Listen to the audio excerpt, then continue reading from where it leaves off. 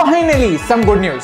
भारत के कोविड-19 नंबर्स कम हो रहे हैं। जहां सितंबर में हम ऑलमोस्ट 1 लाख के आसपास नए केसेस दिख रहे थे, पिछले 8 दिनों से लगातार 50,000 से कम नए केसेस आ रहे हैं। भारत में दुनिया की सबसे ज्यादा कोविड-19 रिकवरीज है। तो क्या हम फाइनली हमारे मास्क उतार सकते हैं? Well, It's not that simple. In the next 3 minutes हम भारत की कोविड सिचुएशन को सिंप्लीफाई करने वाले देखने वाले हैं कि आने वाले कल में कितनी गुड न्यूज है और कितनी बैड न्यूज। एंड यस, एक सिंपल से प्रिकॉशन के बारे में भी बात करेंगे जिसकी वजह से आप और आपकी फैमिली सेफ रह सकते हैं। इस वीडियो के एंड में एक छोटा सा मैसेज है। अगर आपको वो मैसेज सही लगता है तो प्लीज इस वीडियो को शेयर कीजिए। ऐसे ही भारत के लिए रेलेवेंट टॉपिक्स को सिंप्लीफाई करना हमारा मिशन है।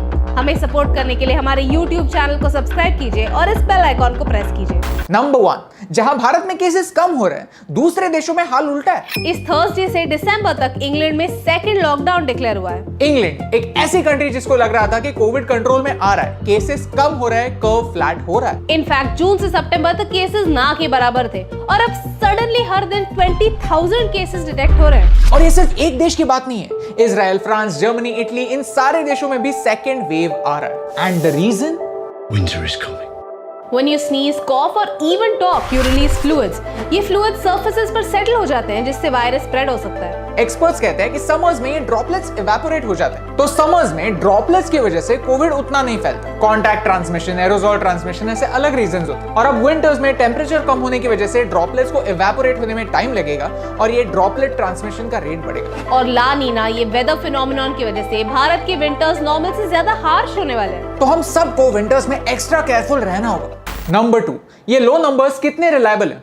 भारत में 2 तरह के कोविड टेस्ट होते हैं। एक है RT-PCR टेस्ट और दूसरा है रैपिड एंटीजन टेस्ट। ये जो पहला टेस्ट है ना, ये थोड़ा स्लो होता है, रिजल्ट देने में टाइम लगाता है, लेकिन हाँ, ये टेस्ट के रिजल्ट ज्यादा एक्यूरेट होता है। दूसरा टेस्ट रिजल्ट्स तो जल्दी देता है, लेकिन जरूरी नहीं कि सारे रिजल्ट्स एक्यूरेट हो। हमारे स्टेट्स इस बात का डेटा पब्लिश नहीं कर रहे कि अगर टेस्ट हो रहे हैं तो कौन से हो रहे हैं, पहले या दूसरे। Indian council for medical research का ये सर्वे कहता है कि मई में हर एक कोविड पॉजिटिव रिजल्ट के लिए 80 to 130 इन्फेक्शंस मिस आउट हो रहे थे। आज तक हमें ये पता नहीं है कि कितने लोग एक्चुअली इन्फेक्टेड हैं पर डिटेक्ट नहीं हुए। जो भी हो, वी हैव टू एडमिट कि हमारा मोर्टेलिटी रेट बाकी कंट्रीज से काफी कम है, एंड दैट्स गुड न्यूज। लेकिन हमारे भारत का पॉपुलेशन 130 करोड़ है और आज तक सिर्फ 11 करोड़ टेस्ट हुए। यानी इसका मतलब यह है कि 10% से भी कम पॉपुलेशन की टेस्टिंग हुई, and that's bad news. Number 3, हमारी फाइट सिर्फ कोविड से है या डेथ से? भारत में दुनिया की सबसे ज्यादा कोविड रिकवरीज है, लेकिन इस पॉजिटिव न्यूज में एक बहुत बड़ा रिस्क छुपा हुआ है। कोविड की वजह से सबसे ज्यादा डैमेज होता है आपके लंग्स को।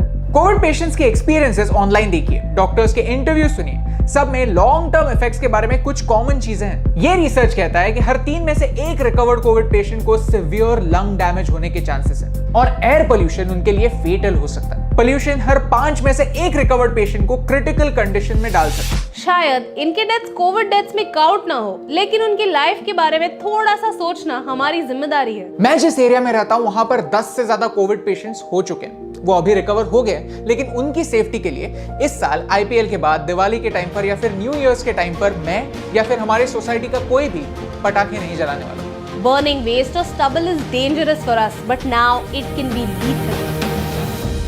But there is good news, क्योंकि राजस्थान सरकार ने कल ही डिक्लेयर किया कि इस साल कोविड पेशेंट्स की हेल्थ के लिए पटाखे जलाना और बेचना बैन होगा। ऐसे ही डिसीजंस हम सब लोग मिलकर क्यों नहीं ले सकते? बहुत अच्छा लगता है जब सोसाइटी में सारे लोग एक साथ आकर ये बात समझते हैं और एक साथ ये डिसीजन लेते हैं। प्लीज गलत मत समझिए, इसमें रिलीजन की बात नहीं है, इसमें ह्यूमैनिटी की बात है, सेंस की बात है। मैं किसी को फोर्स नहीं कर सकता, लेकिन हाथ जोड़ के एक रिक्वेस्ट जरूर कर सकता हूँ। हमें हमारे इंडिविजुअल लेवल पर एयर पोल्यूशन कंट्रोल करने की जरूरत है फॉर दोस 76 लाख पीपल जिन्हें इससे अभी भी रिस्क है। अल्टीमेटली क्या भारत में एक सेकेंड वेव आने के चांसेस हैं?